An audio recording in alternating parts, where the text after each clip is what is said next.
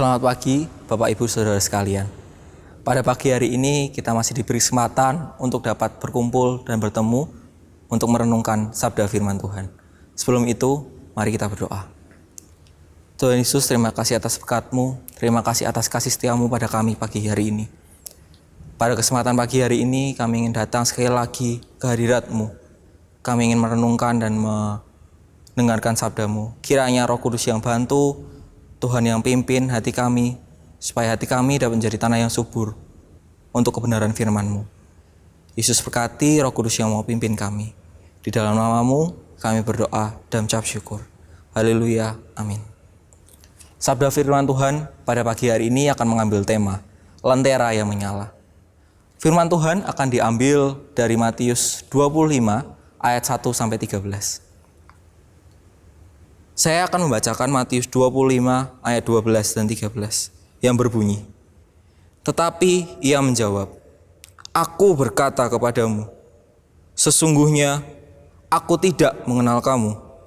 Karena itu berjaga-jagalah, sebab kamu tidak tahu akan hari maupun akan saatnya." Demikian sabda firman Tuhan, syukur kepada Allah. Shalom, selamat pagi Bapak Ibu Saudara yang terkasih di dalam Tuhan Yesus Kristus. Saudara, sedia payung sebelum hujan adalah salah satu pepatah yang sering kali kita dengar dan sudah tidak asing lagi. Makna di balik pepatah tersebut adalah mengingatkan setiap orang agar dapat mengantisipasi masalah sebelum masalah itu terjadi. Dengan kata lain, pepatah ini hendak mengingatkan kepada kita untuk terus bermawas diri sebelum segala sesuatunya terjadi. Tanpa bermawas diri akan ketidakpastian yang terjadi di masa depan, maka hanya akan ada penyesalan yang tersisa. Sebagai orang percaya yang menantikan kedatangan Kristus kedua kalinya, kita pun juga perlu terus mempersiapkan diri dengan baik, agar tidak ada penyesalan di kemudian hari. Bapak Ibu Saudara, Matius 25 ayat yang pertama sampai dengan yang ke-13 merupakan bagian firman Tuhan yang mencatat mengenai perumpamaan 5 gadis bijaksana dan 5 gadis bodoh.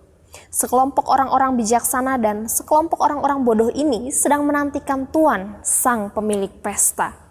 Mereka semua sama-sama memiliki lentera di tangannya, tetapi kelompok yang bijaksana tahu bahwa minyak di lentera itu tidak akan cukup untuk menerangi mereka dalam waktu yang panjang. Padahal sang tuan yang mereka nantikan itu belum diketahui kapan waktu kedatangannya dengan pasti.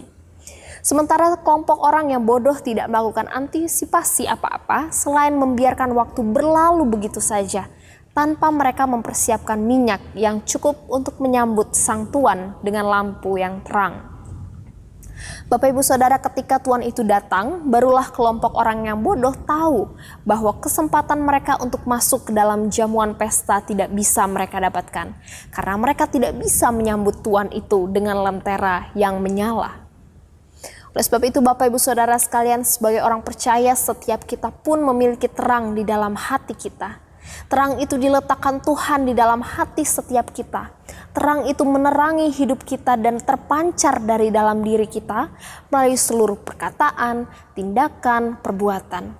Oleh sebab itu marilah setiap orang bertanggung jawab untuk menjaga terang di hatinya, untuk tetap bercahaya, tetap bersinar, menerangi kegelapan dunia ini.